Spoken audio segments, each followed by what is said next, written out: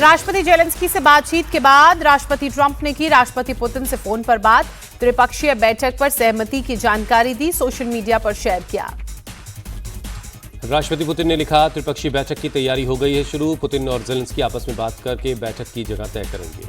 राष्ट्रपति Donald Trump की राष्ट्रपति जेलेंस्की और यूरोपीय नेताओं के साथ व्हाइट हाउस में चली बैठक में अमेरिका, रूस और यूक्रेन के बीच त्रिपक्षीय वार्ता पर बनी सहमति। राष्ट्रपति ट्रंप ने कहा, पुतिन और जेलेंस्की दोनों युद्ध खत्म करना चाहते हैं। सब ठीक रहा तो अमेरिका, रूस और यूक्रेन के बीच त्रिपक्षीय बैठक होगी।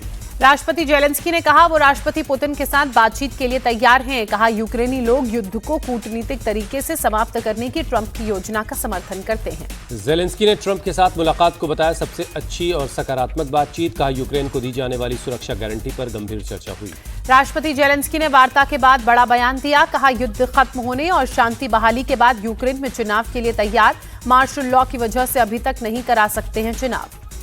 बातचीत में शामिल Britain, Germany, France, Italy, Finland, EU और नाटो के नेता यूक्रेन के पक्ष में एकजुट। कहा, जंग को जल्द खत्म करने के लिए रूस पर दबाव बनाना जरूरी। यूरोपीय नेताओं के साथ बातचीत के दौरान ट्रंप ने कहा, वो यूक्रेन और रूस के बीच जंग को खत्म करना चाहते हैं। बहुत लोगों की जान बचानी है। जेलेंस्की के साथ बातचीत के दौरान राष्ट्रपति ट्रंप ने फिर भारत और पाकिस्तान के बीच सीज फायर करवाने का दावा किया। कहा, मैंने 6 युद्ध खत्म करवाए हैं, हम इस युद्ध को खत्म जरूर करवा देंगे। नाटो के महासचिव मार्क रूट ने युद्ध को खत्म करने और हत्याओं को रोकने पर जोर दिया। कहा, हमें यूक्रेन के बुनियादी ढांचे का विनाश रोकना होगा। जर्मनी के चांसलर फ्रेडरिक मर्ज ने युद्ध विराम के लिए रूस पर दबाव बनाने की बात कही। बोले, अगली बैठक से युद्ध विराम देखना चाहूंगा। फ्रांस के राष्ट्रपति इमैनुअल मैक्रोन ने चौथे पक्ष को भी शामिल करने की वकालत की। कहा, हमें 4 पक्षों की बैठक की जरूरत होगी क्योंकि हम सुरक्षा की गारंटी पर बात कर रहे हैं।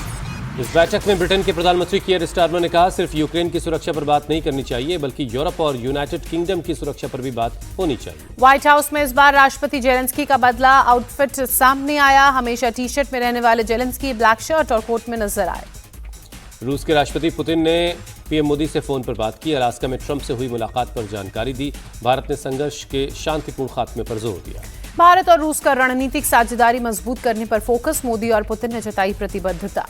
संसद में आज भी बिहार में एसआईआर पर विपक्ष के हंगामे के आसार। मुख्य चुनाव आयुक्त ज्ञानेश कुमार के खिलाफ विपक्ष ला सकता है महाभियोग प्रस्ताव। कांग्रेस के राज्यसभा सांसद नासिर हुसैन ने मुख्य चुनाव आयुक्त के खिलाफ महाभियोग प्रस्ताव लाने के संकेत दिए। कहा, पार्टी सभी लोकतांत्रिक तरीकों का इस्तेमाल करने के लिए तैयार है। सपा प्रमुख अखिलेश यादव का बीजेपी और चुनाव आयोग पर हमला। कहा, जानबूझकर काटे जा रहे पिछड़ों के वोट। चुनाव आयोग वोटर लिस्ट दे दे तो बहुत सारी बातें साफ हो जाएंगी। चुनाव आयोग पर विपक्ष का हमला। कहा, जवाबदेही से भाग रहा चुनाव आयोग। पीएम मोदी की भाषा बोल रहा है चुनाव आयोग, उसे भी आलोचना बर्दाश्त नहीं। आरजेडी सांसद मनोज झा का अटैक। रामगोपाल यादव ने भी चुनाव आयोग की निष्पक्षता पर सवाल खड़े किए। कहा, सपा ने चुनाव आयोग में हलफनामा दिया था, उस पर कोई कार्रवाई नहीं हुई। टीएमसी सांसद महुआ मोइत्रा भी चुनाव आयोग पर बरसी। चुनाव आयोग केंद्र सरकार की कठपुतली बन गया है। चुनाव आयोग के समर्थन में बीजेपी उतरी। कहा, विपक्ष की हताशा बढ़ गई है, इसी ने सभी सवालों का विस्तार से जवाब दिया। बीजेपी ने कांग्रेस पर संवैधानिक संस्थाओं से खिलवाड़ करने का आरोप लगाया। कहा, सत्ता विरासत से नहीं सेवा से मिलती है। राहुल तेजस्वी की वोट अधिकार यात्रा पर बीजेपी का तंज। कहा, जो जेल से बाहर हैं वो चोर यात्रा कर रहे हैं। वोट बैंक की राजनीति कर रहा विपक्ष। सुप्रीम कोर्ट के निर्देश के बाद बिहार में एसआईआर के तहत काटे गए वोटर्स की लिस्ट जारी हुई। चुनाव आयोग की वेबसाइट पर भी लिस्ट अपलोड कर दी गई। विपक्षी दल आज उपराष्ट्रपति पद के लिए उम्मीदवार के नाम का ऐलान करेगा। सभी विपक्षी दल के नेताओं की कांग्रेस अध्यक्ष मल्लिकार्जुन खड़गे के आवास पर दोपहर 12:30 बजे बैठक होगी।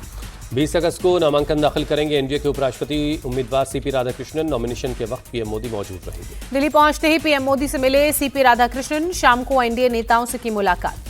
एनडीए उम्मीदवार सीपी राधाकृष्णन को वाईएसआरसीपी का समर्थन। सांसद मदिला गुरुमूर्ति ने जानकारी दी। उत्तर प्रदेश सरकार में मंत्री ओपी राजभर ने कहा, सर्वसम्मति से तय हुआ सीपी राधाकृष्णन का नाम, इसमें कोई सवाल खड़ा नहीं होता।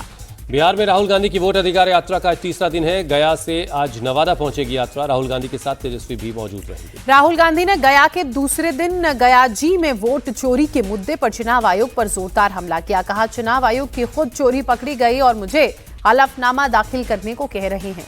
राहुल गांधी ने चुनाव आयोग को दी चुनौती। कहा, हम हर विधानसभा और लोकसभा सीट पर आपकी चोरी पकड़ेंगे और जनता के सामने रखेंगे और पूरा देश आपसे हलफनामा दायर करने को कहेगा। तेजस्वी यादव ने भी राहुल के साथ सुर में सुर मिलाया। कहा, चुनाव आयोग बीजेपी के इशारे पर काम कर रहा है, वोट चोरी के आरोपों का ठीक से जवाब नहीं दिया। गया में युवाओं के बीच दिखा राहुल गांधी और तेजस्वी यादव का क्रेज। यात्रा के दौरान राहुल तेजस्वी को देखने के लिए बसों की छत और पेड़ के ऊपर चढ़ गए लोग। राहुल की वोट यात्रा को लेकर उत्साहित कांग्रेस। अखिलेश प्रसाद सिंह ने कहा, सासाराम की भीड़ से साफ हुआ, बिहार की जनता ने एनडीए को नकार दिया। राहुल गांधी को बिहार की नहीं हज की यात्रा करनी चाहिए, आचार्य प्रमोद कृष्णम का तंज। शहजादों जैसे व्यवहार करते हैं राहुल तेजस्वी, बिहार के डिप्टी सीएम विजय सिन्हा का अटैक। जब चुनाव आते हैं तो इस तरह की यात्राएं होती हैं। राहुल तेजस्वी की वोट अधिकार यात्रा पर बोले तेज प्रताप यादव। पूर्व आईपीएस अधिकारी आनंद मिश्रा आज बीजेपी में शामिल होंगे। प्रशांत किशोर की पार्टी जनसुराज से जुड़े थे आनंद मिश्रा। पीएम मोदी आज चीन के विदेश मंत्री वांग यी से मुलाकात करेंगे। शाम 5:30 बजे की मुलाकात होगी। एनएसए अजीत डोवल से आज सुबह 11 बजे होगी चीनी विदेश मंत्री वांग यी की मुलाकात। भारत चीन सीमा के मुद्दे पर विशेष प्रतिनिधियों की 24वें दौर की बैठक होगी। दिल्ली में भारत के विदेश मंत्री एस जयशंकर और चीन के विदेश मंत्री वांग यी के बीच सोमवार को हुई बैठक। एस जयशंकर ने कहा, आतंकवाद से निपटना हमारी पहली प्राथमिकता। विदेश मंत्री एस जयशंकर ने कहा, सीमा पर तनाव कम करना मकसद, दोनों देशों को आपसी सम्मान और आपसी हितों को देखते हुए आगे बढ़ना चाहिए। विदेश सचिव विक्रम मिस्री का नेपाल दौरा पूरा हुआ। दोनों देशों के बीच आपसी रिश्तों को मजबूत करने पर बातचीत हुई। टैरिफ विवाद के बीच अमेरिकी डेलीगेशन ने भारत दौरा रद्द किया। 25 से 29 अगस्त के बीच ट्रेड डील पर होनी थी बातचीत, सूत्रों से खबर। दिल्ली में पीएम मोदी से मिले अंतरिक्ष यात्री शुभांशु शुक्ला। शुभांशु ने अंतरिक्ष के अनुभवों को साझा किया। शुभांशु शुक्ला की प्रधानमंत्री नरेंद्र मोदी से मुलाकात पर शुभांशु की मां आशा शुक्ला ने कहा, अच्छा लग रहा है, प्रधानमंत्री मोदी ने उनसे बहुत अच्छे से बात की। ग्रुप कैप्टन शुभांशु शुक्ला के पिता शंभू दयाल शुक्ला ने कहा, हमेशा पीएम मोदी ने बच्चों को आशीर्वाद दिया है, उसका पूरा साथ दिया है। शंभू दयाल शुक्ला का बयान, कहा प्रधानमंत्री ने बहुत अच्छे से शुभांशु से बात की, शुभांशु से मिशन की जानकारी ली।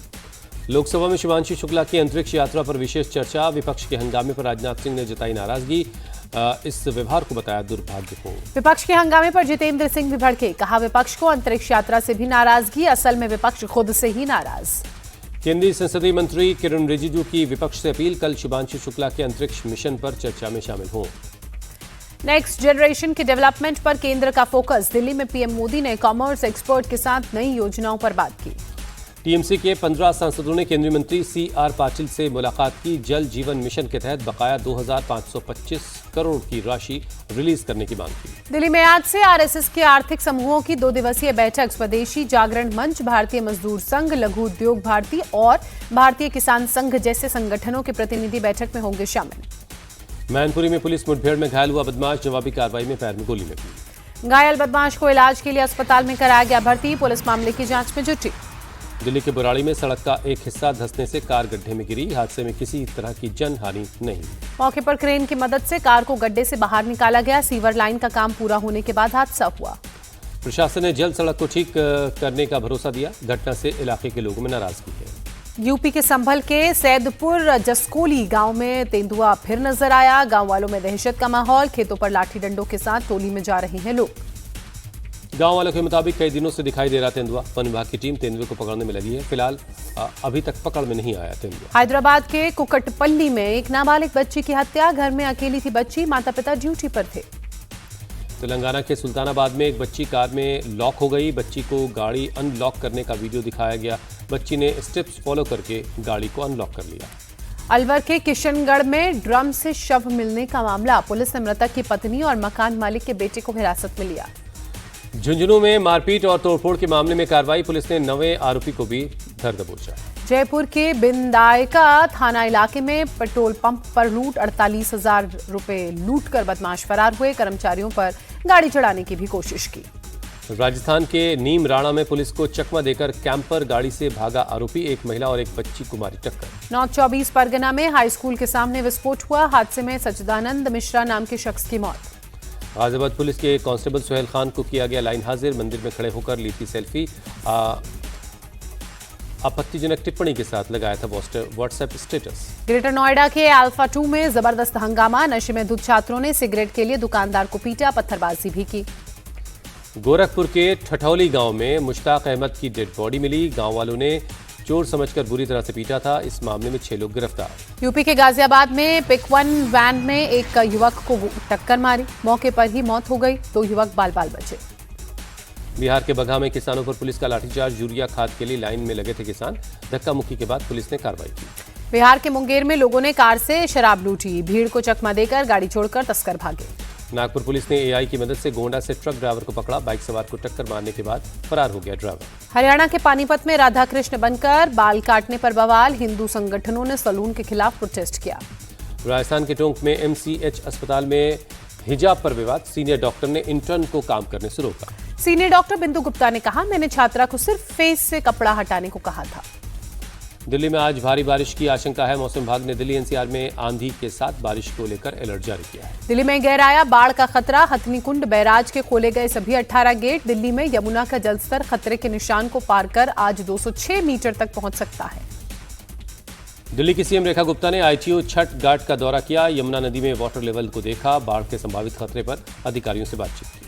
मुंबई सहित ठाणे, पालघर और नवी मुंबई में आज भारी बारिश का रेड अलर्ट, सभी स्कूल कॉलेजेस को बंद करने का आदेश।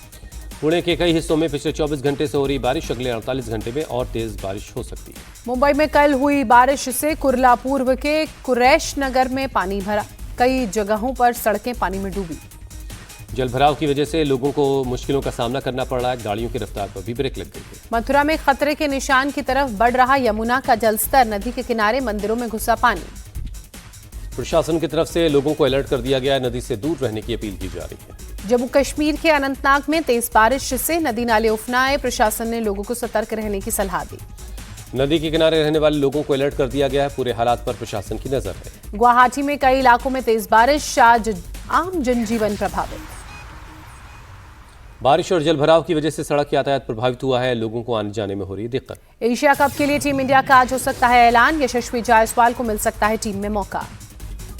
ऑस्ट्रेलिया और साउथ अफ्रीका के बीच पहला वनडे मैच होगा आज, केन्स में दोपहर 2:30 बजे शुरू होगा मुकाबला। डायमंड लीग में जैवलिन चैंपियन नीरज चोपड़ा ने फाइनल के लिए क्वालिफाई किया, यूरिक में 27 और 28 अगस्त को होने जा रहे मुकाबले के लिए क्वालिफाई किया। अंडर 20 वर्ल्ड कुश्ती चैंपियनशिप के फाइनल में पहुंचे Sumit Malik, 57 kilogram weight category के फाइनल में पहुंचकर पदक अपना पक्का कर लिया है।